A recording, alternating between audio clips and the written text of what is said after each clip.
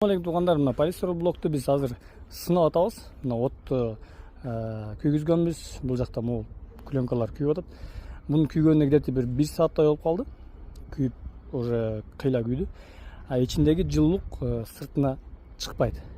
Ал дегені мына блокты мындай қармасаңыздар, 1 сааттан бері күйгенде если кирпич болса, қолың қойсаң, қолыңды күйгізет болчу. Мына қолды қойып тұрам.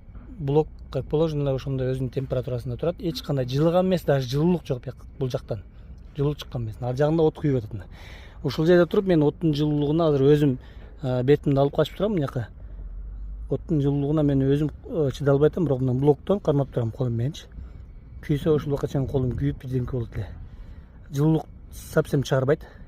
Кышында жылуу, жайында салкын деген ушул болот тугандар. Анан полистирол блок күйбөйт. 1 сааттан бері күйіп атат, мына полистирол блок ешқандай күйіп же башка болгон жок. Болсо мына клёнка күйіп атат. Клёнка күйіп атат. Ерип күйіп атат мына. Блок күйгөн жок. Мына үстүнөн да бир зат коюн. Кандай жалым болуп атат, жакындай албай атам даже.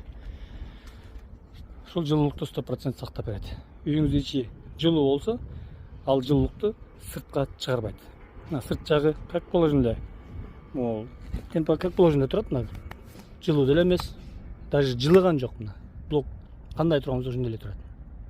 Муну жеринен баштап, уже мына жеринен баштап нар жагында, о жарымдан нар жагында уже жылуулук бар. А жарымдан бул жагына жылуулук өткөн жок. Мына жеринде да жок жылуулук.